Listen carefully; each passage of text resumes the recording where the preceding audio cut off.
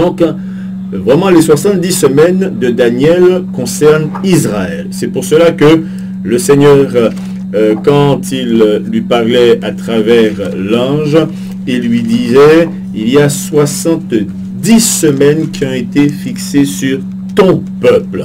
Alors, nous connaissons que peuple Daniel, c'était le peuple hébreu. Donc, sur ton peuple, 70 semaines ont été fixées sur ton peuple. Et le Seigneur expliquait pour qui ça, 70 semaines ça y est, à qui ça l'a servi. Et mais ça le dit, il dit 70 semaines ça, c'est pour une raison bien particulière. Hein, c'est pour une raison bien précise. Et cette raison nous montre quel est le souci de Dieu, non seulement pour Israël, mais pour l'humanité. Le souci de Dieu, c'est qu'il en finisse avec le péché. Est-ce que vous comprenez? Le souci de Dieu, c'est que Dieu en finisse avec le péché. Alors, ça ne s'arrête pas seulement à un souci, mais c'est plus qu'un souci, c'est son objectif d'en finir avec le péché. Et donc, il dit, sache-le donc et comprends depuis le moment, d'accord, depuis le moment où la parole a annoncé que Jérusalem sera rebâtie jusqu'à loin, au conducteur, il y a 7 semaines. Dans 62 semaines, les places et les fossés seront rebâtis, mais en des temps fâcheux. Verset 26. Il dit, après les 62 semaines, un oin sera retranché et il n'aura pas de successeur. Le peuple d'un chef qui viendra détruire la ville et le sanctuaire, et sa fin arrivera comme par une inondation. Il est arrivé que les dévastations dureront jusqu'au terme de la guerre. Il fera une solide alliance avec plusieurs pendant une semaine, et durant la moitié de la semaine, il fera cesser le sacrifice et l'offrande. Le dévastateur commettra les choses les plus abominables jusqu'à ce que la ruine et ce qui a été résolu fondent sur le dévastateur. Voilà, il montre, il décortique les 70 semaines là. Mais si nous montons un tout petit peu plus haut dans ce passage, au verset 24, il dit « 70 semaines ont été fixées sur ton peuple », ce que je disais tout à l'heure. 70 semaines ont été fixées sur ton peuple. Et puis, il dit « et sur la ville sainte », c'est-à-dire Jérusalem, pour faire cesser les transgressions et mettre fin au péché, pour expier l'iniquité et amener la justice éternelle, pour sceller la vision et le prophète, et pour oindre le saint des saints. Vous voyez ici les 70 semaines qui ont été fixées sur le peuple d'Israël. Le but par Dieu est de faire cesser les transgressions, terminer le péché, amener la justice éternelle.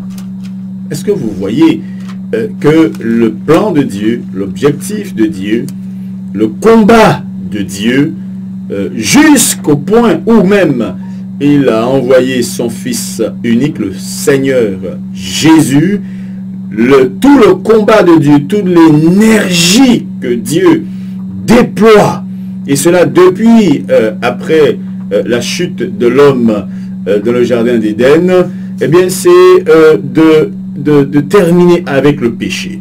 Et l'homme qui, lui, a continué, malgré les avertissements de Dieu, malgré les différentes dispensations, les hommes que Dieu a envoyés, les prophètes qu'il a envoyés, tous ces différents hommes qui sont apparus dans les différentes grandes dispensations, malgré cela, les hommes ont continué à sombrer de plus en plus dans le mal, dans le péché.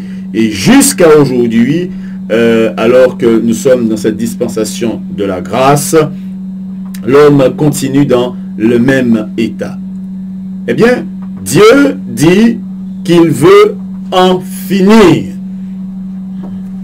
Il parle là, dans Daniel chapitre 9, pour Israël. Donc, son calendrier de 70 semaines, c'est pour Israël. Mais il a un autre programme pour l'Église, donc pour les gentils. Alors, je résume rapidement les 70 semaines de Daniel. Alors, premièrement, il y a, il donne le point de départ. Le point de départ, c'est dans le verset 23. Sache-le donc et comprends. Depuis le moment où la parole a annoncé que Jérusalem sera rebâtie jusqu'à loin, au conducteur, il y a 7 semaines.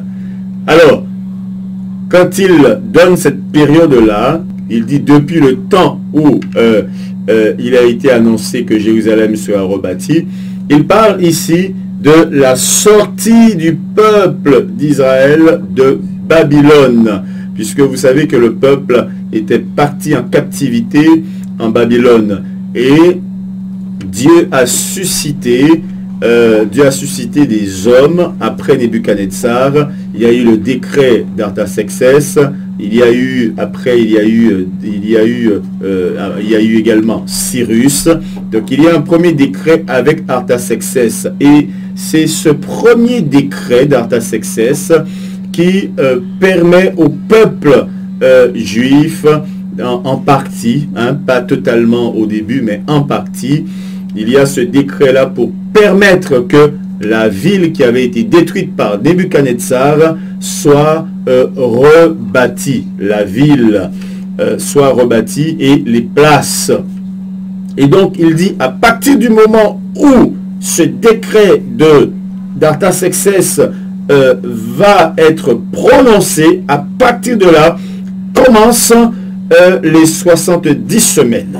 Donc, il dit, à partir de là, eh bien, jusqu'à où il dit à partir de là, sache-le donc et comprends que depuis le moment où la parole a annoncé que Jérusalem sera rebâtie jusqu'à loin, au conducteur, il y a 7 semaines. Et puis après, donc là, il y a 7 semaines. Et puis après, il dit, il donne une deuxième période, il dit, au conducteur, il y a 7 semaines. La deuxième période, il dit, dans 62 semaines, les places et les fossés seront rebâtis. Dans 62 semaines, les places et les fossés seront rebâtis, mais en des temps fâcheux. Voilà donc 2 périodes qu'il donne ici. 2 périodes qu'il donne. La première période que vous voyez ici, c'est la période globale de 69 semaines. Et puis, la deuxième période que vous voyez après, eh bien, c'est les 62 semaines dans les 69 semaines. Donc, il enlève 62 semaines dans la période globale qu'il a donnée de 69 semaines. Pour la construction des places et des fossés. Et puis il va plus loin, il dit, après ces 62 semaines-là, un oin sera retranché et il n'aura pas de successeur. Donc ça veut dire la mort du Seigneur Jésus. Donc, on récapitule, pour être simple. du décret d'Artaxerxès jusqu'à la mort du Seigneur Jésus à la croix, il y a 69 semaines. Et c'est un petit peu avant la mort du Seigneur Jésus, c'est quand Jésus est entré à Jérusalem et qu'il a crié sur Jérusalem. Il a pleuré sur Jérusalem. Quand il a dit à Jérusalem, ah, si ou même l'autre mounio, d'accord, l'autre mounio, bon, je ne suis pas comprendre, mais si ou même, si ou même vous te comprendre, eh bien, ça qui était pour, ça bon Dieu fait, ça bon Dieu suscité pour consolation, ça bon Dieu suscité pour salut. Mais à cause du fait qu'on ne peut pas comprendre ça, mais ça qui peut arriver. Mais ça qui peut arriver. Et quand le Seigneur dit Jérusalem ça, eh bien, l'elle dit ça, l'y annonce, ça Daniel, même bagaille que Daniel annoncé ici dans Daniel chapitre 9. Regardez, ça le dit. Au verset 27, il dit dans le verset 26, c'est ce que Jésus va annoncer alors que Jérusalem ne va pas l'accepter ou encore le reconnaître comme étant son Messie, comme étant le Messie des Juifs. Il dit, voilà, eh bien d'accord, voilà, le peuple d'un chef qui viendra, détruira la ville et le sanctuaire, et sa fin arrivera comme par une inondation. Il est arrêté que les dévastations dureront jusqu'au terme de la guerre. Là, ici, Daniel est en train de prophétiser la guerre, l'intrusion romaine à Jérusalem en l'an 70 avec le général Titus, où il va détruire, il va mettre feu au temple, détruire la ville, et les Romains, eux, vont se glorifier, ils vont dire, voilà, nous avons remporté la guerre romaine, judéo-romaine. Voilà, c'est une guerre et nous sommes très forts, nous l'avons remportée. Et ils vont faire Vespasien, le frère de Titus, ils vont faire cette arche, ils vont ériger cette arche-là à Rome, et ils vont sculpter sur l'arche ce qu'ils ont fait à Israël, ce qu'ils ont fait, ils ont remporté, ils ont dépouillé le temple, donc ils pourraient et dessiner sous arche là, il existait toujours, ils pourraient dessiner sur arche là, le chandelier d'or, la table de pain sans proposition, la table de pain de proposition, l'autel de parfum. Ils pourraient dessiner tout ça, ils prennent tant qu'on sorte de trophée, tant qu'on sorte de gloire pour eux. Ils pourraient dessiner ça sous arche là. Et puis, ils pourraient Titus gloire. Titus, notre grand héros, il pourraient gloire. Et ou capable, si vous allez à Rome, ou capable, ouais, arche ça, gros monument ça, bien érigé et bien haut.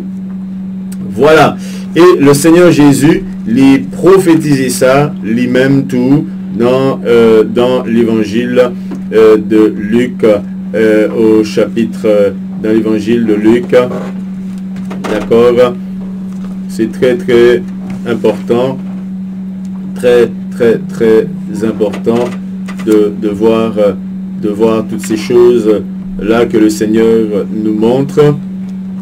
Voilà, le Seigneur Jésus va le prophétiser également la même chose que Daniel. Donc il va reprendre cette prophétie de Daniel pour que nous comprenions bien que bien sûr,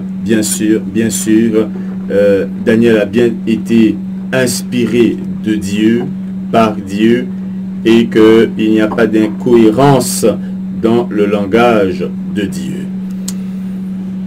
Voilà donc le résumé des 70 semaines de Daniel. Mais il y a une chose, qu'il faut que tu comprennes.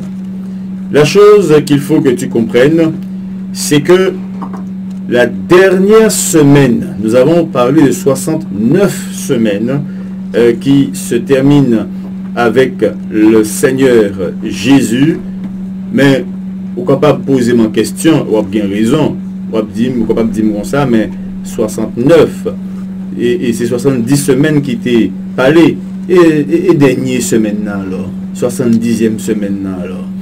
Eh bien, 70e semaine, on dit un bagage sous 70e semaine de Daniel. Comprenez bien. Moi, je voulais aller pas à pas avec. Moi, je voulais aller pas à pas avec. Non, 70e semaine Daniel, là, eh bien, nous sommes capables de voir dans verset 27. Là. Il fera une solide alliance avec plusieurs. Alors, avec plusieurs, pendant une semaine. Et durant la moitié de la semaine, il fera cesser le sacrifice et l'offrande. Le dévastateur commettra les choses les plus abominables jusqu'à ce que la ruine et ce qui a été résolu fondent sur le dévastateur. Là, nous lisons verset 27, ça, on est capable de remarquer que événement verset 27, ça, beaucoup rivé, beaucoup fait. Parce qu'on connaît, là, il a parlé de sacrifice en Israël, ça veut dire gain en temple. Et là, pas gain temple en Israël, pas gain temple juif encore. Depuis le temple a été détruit en 70, le temple ça pas jamais reconstruit. C'est un seul mur qui irritait, le mur est, qui irritait, le mur des lamentations. Pas gagné temple. Donc, verset 27, ça a beaucoup d'actualité. Ça veut dire que dernière semaine, ça, moment solide d'alliance avec plusieurs, ça veut dire avec plusieurs nations, en plus alliance ça, et pendant une semaine ça, l'hypoco fête, et vous voyez que semaine là, il est divisé en deux, parce que l'hypoal dit, et durant la moitié de la semaine, il fera cesser les sacrifices. Ça veut dire que pendant semaine là, il y a un sacrifice qu'a fait dans un temple. Et pendant moitié semaine, il y a un monde qui a dit, hey, suspends ça. Suspends ça. Arrêtez ça. Et donc, il va dire, on arrête les sacrifices. Pourquoi on arrête les sacrifices? Parce que désormais, vous devez comprendre une chose. Dieu, c'est moi. Et il va entrer lui-même dans le temple, il va entrer dans le temple de Dieu, se proclamant lui-même Dieu. C'est ce que l'apôtre Paul enseigne. Se proclamant lui-même Dieu. Donc il va faire cesser les sacrifices qui sont destinés à Dieu. Les sacrifices et les offrandes. Et cette personne qu'on appelle le dévastateur, il commettra les choses les plus abominables jusqu'à ce que la ruine et ce qui a été résolu fondent sur le dévastateur. Daniel va revenir. Il va revenir sur ce passage, plutôt sur cet événement-là. Hein, sur cet événement, je vous invite à prendre Daniel chapitre 12. Je vais vous décortiquer cela dans la grâce du Seigneur. Voilà, la Bible dit au verset 7, au verset 7, regardez rapidement au verset 7, et j'entendis l'homme vêtu de lin, chapitre 12 verset 7, Daniel 12 verset 7, et j'entendis l'homme vêtu de lin qui se tenait au-dessus des eaux du fleuve. Il leva vers les cieux sa main droite et sa main gauche, Et il jura par celui qui vit éternellement que ce sera dans un temps, des temps et la moitié d'un temps. Et que toutes ces choses finiront quand la force du peuple saint sera entièrement brisée. D'accord? Et la force du peuple sera entièrement brisée. Ça veut dire que peuple ça, la palais, peuple ça, peuple ça, vivant bagaille vraiment terrible. Donc là, il est annoncé en période très difficile, en période vraiment inédite. Et c'est ça, Daniel 9 l'a dit, il fera cesser les sacrifices et les offrandes. Le dévastateur commettra les choses les plus abominables. Eh bien, verset 27 ça, à la fin du verset 27 ça, il y traduit dans verset 7 de Daniel chapitre 12.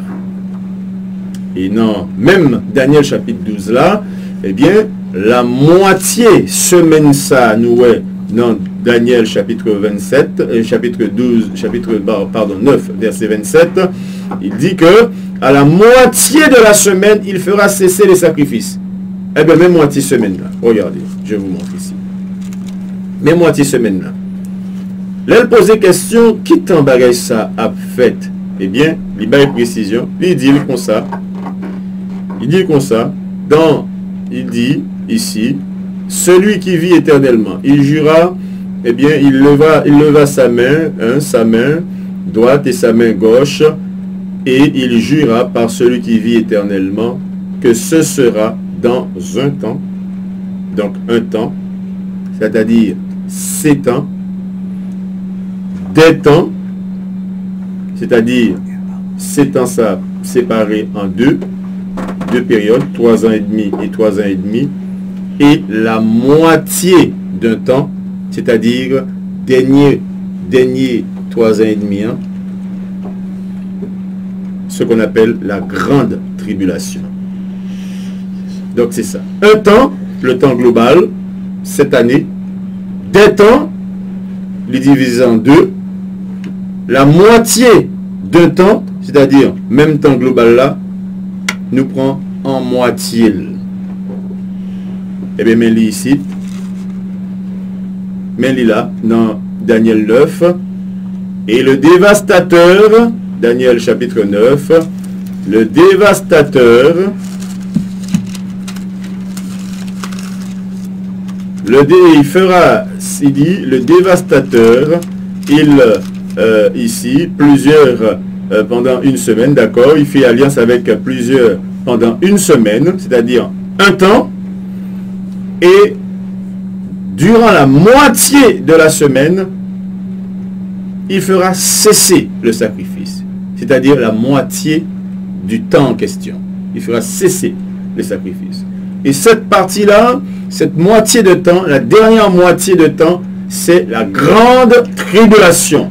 La première moitié de temps, c'est, eh bien, la tribulation.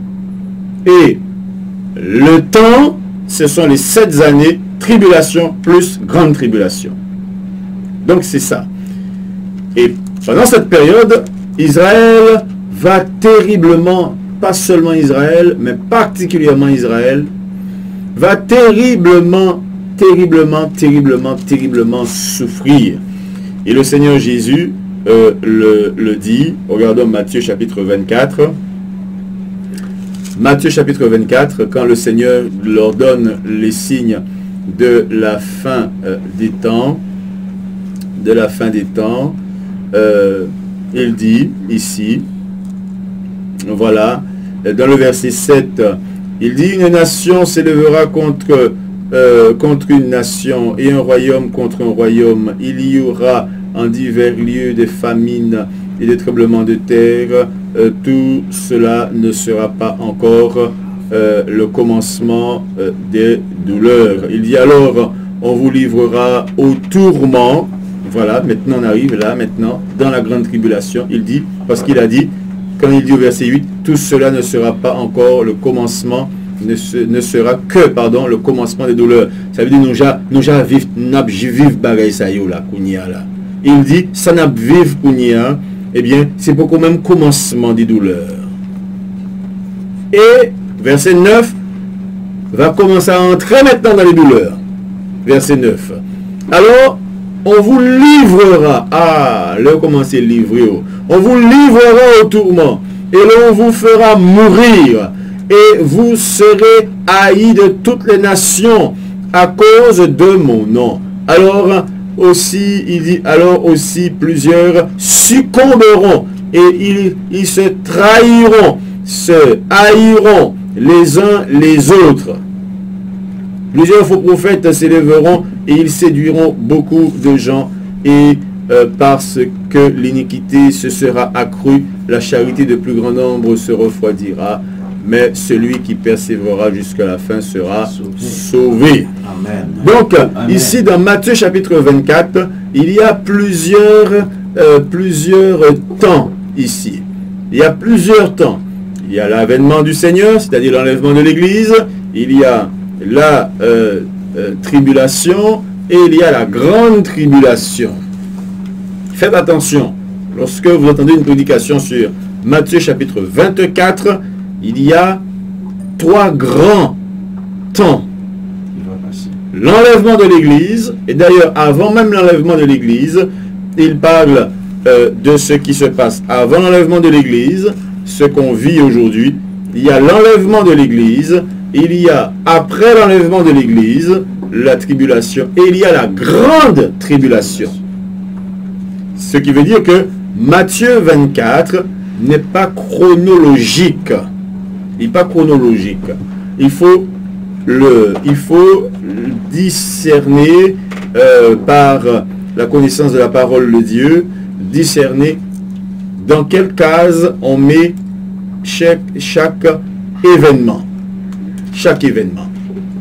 Par exemple, ici, on ne va pas rentrer dedans, hein, mais ici, on peut lire un morceau de Matthieu chapitre 24 et puis voir qu'il s'agit du deuxième sceau dans Apocalypse chapitre 5 que vous voyez les différents sceaux. Mais on ne rentre pas dedans ce matin. Ce que je veux que nous comprenions, c'est que ici, mis à part ici, la dernière semaine de Daniel, on s'arrête dessus un instant, la dernière semaine de Daniel, c'est la moitié du temps. Donc, la grande tribulation. Voilà la dernière semaine de Daniel. Et ce temps-là, il n'est pas encore arrivé. Et nous avons des signes qui nous montrent qu'il n'est pas encore arrivé parce que le lieu où les Juifs font leurs sacrifices et leurs offrandes, c'est un temple. Et ce temple n'existe pas. Alors, quelle question nous sommes capables de poser? Si les 69 semaines ont eu lieu et se sont terminées avec le Seigneur Jésus, 70e semaine pour arriver. Mais entre 69 semaines et 70 semaines, ça passe. Qui ça qui arrive? Eh bien, entre la 69e semaine et la 70e semaine qui peut arriver, eh bien, gain en intervalle. Voilà. Gain en intervalle. Route là tracée et puis hop, les couper.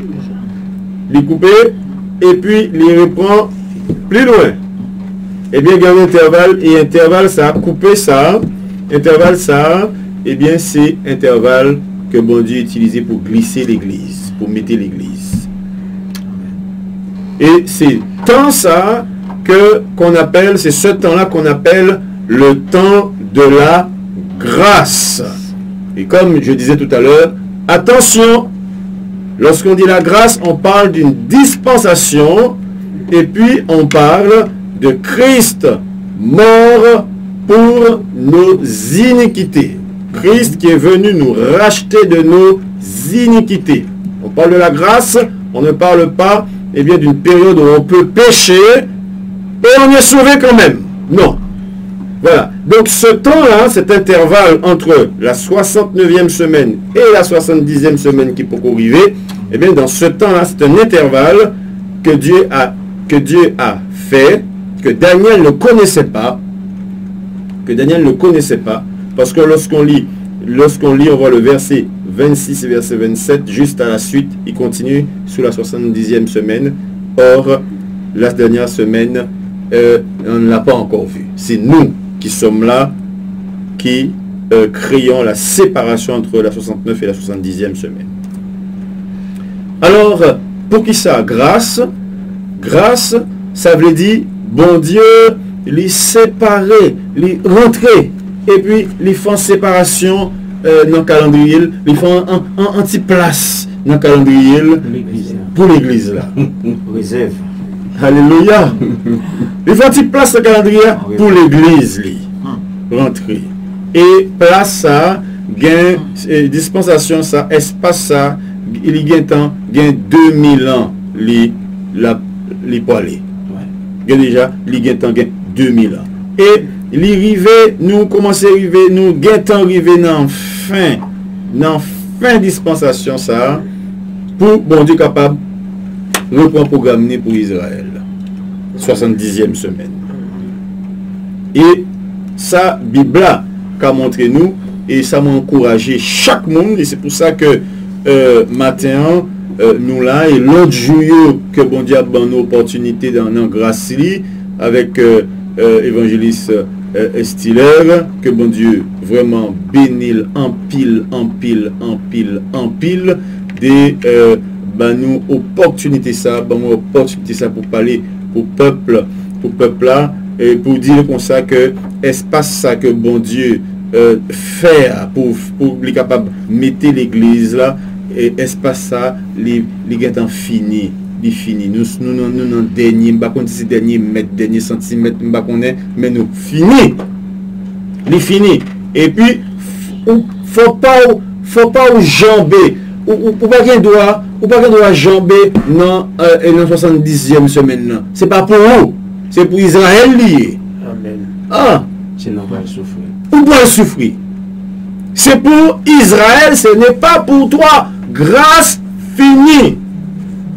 Cet esprit, mon Dieu, Gaëtan, parti à moment ça, les partis avec tout le monde qui était prêt, tout le monde qui t'a vivre dans la sainteté, cet esprit, mon Dieu, parti avec Mounsayo, et cet esprit, mon Dieu, a son seul monde à moment ça. L'église. Non, l'église qui est parti. L'église parti. Monde qui était, cet esprit, mon Dieu, pas souillot. Cet esprit, mon Dieu, a son seul monde à moment ça. Esprit, mon Dieu, a sous deux témoins. Yes. Cap. Oui, pour Israël. Yes. Là, seulement sous eux. Avec 144 000 évangélistes que l'Apocalypse prévoit. L'Esprit de Dieu a souillé pour capable de faire œuvre bon Dieu. Ça veut dire qu'il est rentré en scène. Il en scène à un moment ça. Il en scène. On ne va pas dire rentré en scène, non. Il en scène à un moment ça. Et cet esprit bon Dieu avec eux pour capable de faire œuvre bon Dieu. Moment ça, il y a cet esprit bon Dieu pour qui ça? Parce que tant ça, Daniel 12 dit nous comme ça que tant ça, c'est un temps que le monde pas jamais connaît. Le monde pas jamais content ça depuis l'exister. Même si on est dans le monde en pile bagaille terrible faite. En pile bagaille faite. En pile bagaille très difficile dans l'histoire de l'humanité. En pile bagaille très très terrible. Mais il faut qu'on connaisse que la Bible dit comme ça que époque ça pas gagné en rien qui est capable avoisiner période ça. Tellement terrible. En ce temps-là, Daniel chapitre 12 verset 1er. En ce temps-là, se lèvera Michael. Michael a besoin de lever à un moment ça. Pour protéger peuple Israël là. En ce temps-là, se lèvera Michael, le grand chef, le défenseur des enfants de ton ton peuple, c'est-à-dire du peuple d'Israël. Et ce sera une époque de détresse, telle qu'il n'y en a point eu depuis que les nations existent jusqu'à cette époque. Michael, pour l'époque, c'est tellement terrible que Michael a obligé de lever. Bon Dieu a obligé de voir Michael lever là, pour Michael capable de permettre que parti Israël ça qui vient pour sauver, pour capable de sauver, pour capable de soutenir Israël, tellement bagaille là difficile. Et puis physiquement a gagné un défenseur d'Israël physique qui vient pour conduire Israël, et c'est les deux témoins. Et puis moi parlez-nous aussi des 144 000. On nous regarde rapidement, nous connaissons qui ça nous y est là, nous sous deuxième partie, ça temps de tribulation, de grande tribulation, nous sous la moitié de temps. Nous un temps, des temps, la moitié de temps. Nous sous la moitié de temps ça. Et Zacharie chapitre 14, on nous regarde moitié de temps ça. Qui ça Zacharie 14 dit? À partir du verset 1er. Voici le jour de l'Éternel arrive, et tes dépouilles seront partagées au milieu de toi. Je rassemblerai toutes les nations pour qu'elles attaquent Jérusalem. La ville sera prise, les maisons seront pillées et les femmes violées. La moitié de la ville ira en captivité, mais le reste du peuple ne sera pas exterminé de la ville.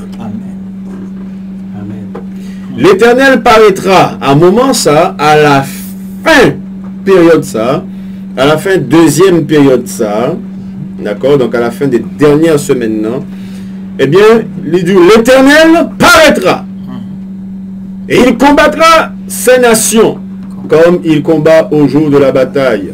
Ses pieds se poseront en ce jour sur la montagne des Oliviers qui est vis-à-vis de Jérusalem, du côté de l'Orient, la montagne des Oliviers.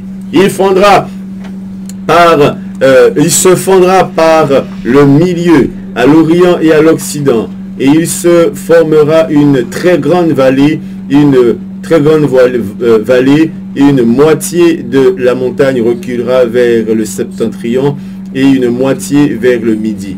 Vous fuirez alors dans la vallée de mes montagnes, car la vallée des montagnes s'étendra jusqu'à Hatzel.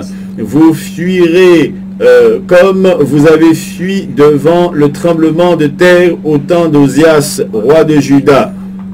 Et l'Éternel, mon Dieu, viendra et tous ses saints avec lui. Amen. Amen. Amen. Alors, ce passage nous montre que à la fin de la dernière semaine,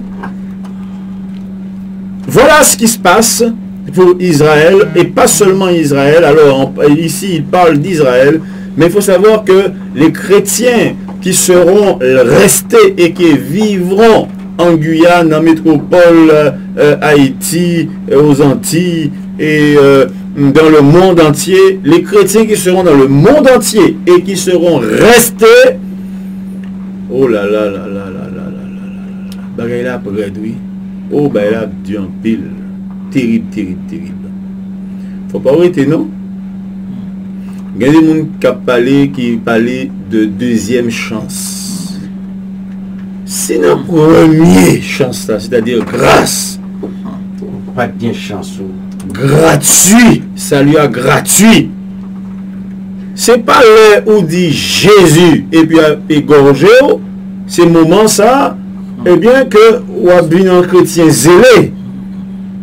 Faut que vous ayez le pendant que salut à gratuit. L'hypoco a pris vie. C'est couvrir pour séparer du péché et pour partir, pour entrer dans le ciel.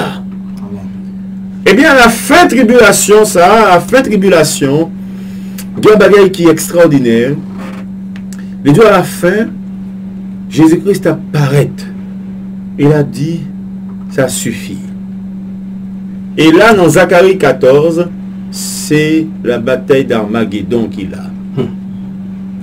Et puis, au verset 5 là, on voit que Jésus-Christ apparaît, moment ça, l'aile paraît, alors avant verset 5 là, le Seigneur Jésus paraît au verset 3, on voit que, moment ça, la pose pied sous terre, la pose pied sur la montagne des Oliviers, montagne là pas capable de supporter, montagne là coupée, la ouvrit, et Bible là, ben nous exactement ça qui peut le passer, la ouvrit, eh bien la fait un grand vallée, et il dit comme ça, la moitié de la montagne, la montagne a coupé, la moitié de la montagne reculera vers le septentrion, et le septentrion c'est l'extrême nord, hein, vers le septentrion, et une moitié vers le midi, vous fuirez alors dans la vallée de mes montagnes, car la vallée des montagnes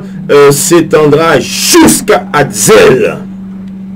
Ça veut dire que ça qui décrit là, il est caractérisé en tremblement de terre. Amen, amen. Terrible, historique qu'a fait le Seigneur poser, le bon Dieu poser pied ça, pied sous montagne ça.